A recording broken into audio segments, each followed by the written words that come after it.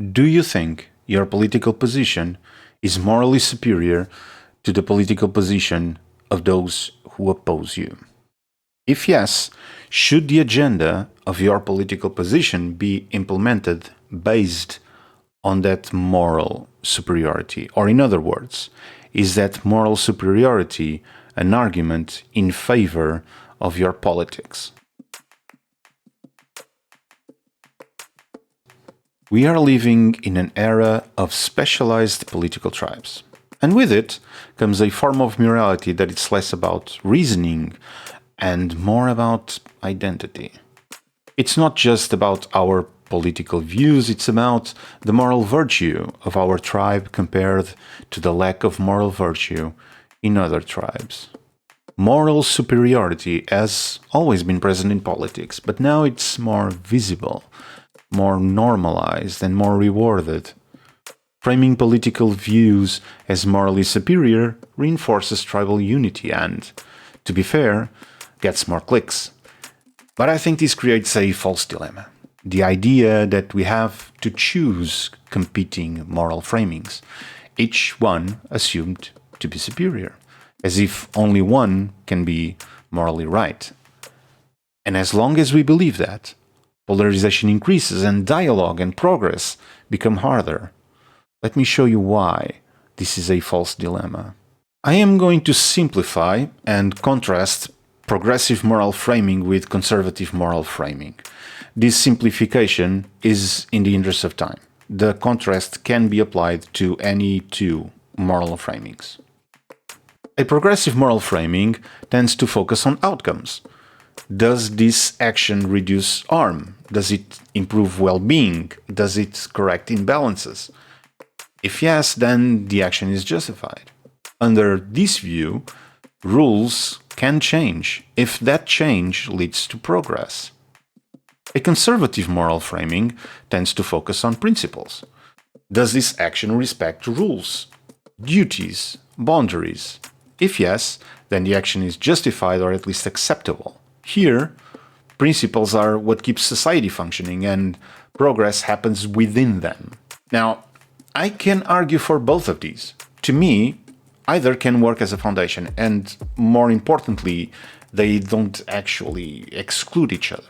In practice, both are used across the spectrum. Think about everyday people for a moment, not public figures or institutional voices. Can you honestly defend that conservatives don't have an outcome-based moral framing? Or that progressives don't have a principles-based moral framing? Both sides prioritize and surface different moral framings, yet they adhere to both at the same time. Let me show you what I mean. I think that there's a lot of people more concerned about being precisely, factually, and semantically correct than about being morally right. AOC implies that being morally right is a higher standard than being precisely, factually correct. In context, she was pushing back on fact-checkers, but the framing still holds. It implies moral authority. Now, contrast this with Mike Pence at the 2016 Republican National Convention. I'm a Christian, a conservative, and a Republican, in that order. Here, morality comes from an alignment with principles. In this case, religious ones, followed by political and partisan ones. Different foundation, but the same move. Both AOC and Pence imply authority as the basis for legitimacy. And that leads to a more fundamental point. These two moral framings aren't actually in opposition. Outcome-based reasoning doesn't reject principles. Principle-based reasoning doesn't reject outcomes. Both can, and do, use the other when needed. So the problem is not which moral framing is correct. The problem is using moral framing itself as an argument. There is no evidence that one moral framework is inherently superior to another. And without that, claims of moral superiority don't resolve anything. They don't settle disagreements. They just assert the disagreements.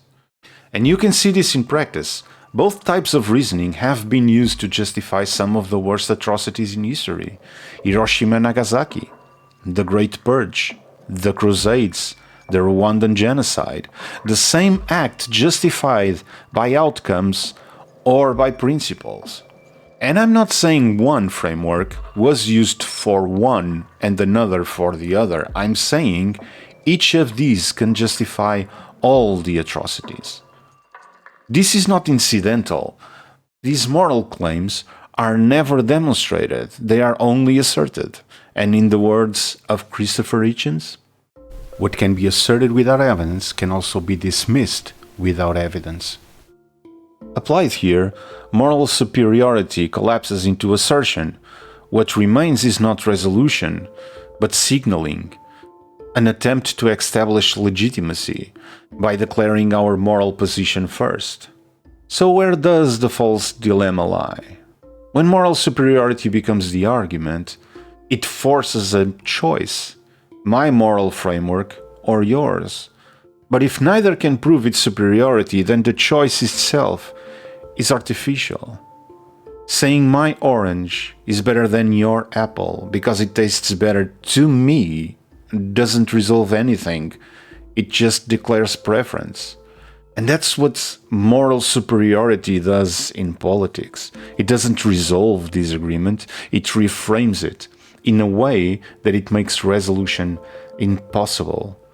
And once the discussion is framed like that, the consequences follows. The other side is no longer just wrong, but inferior, maybe even immoral. And when neither side can establish moral superiority, resolution becomes impossible.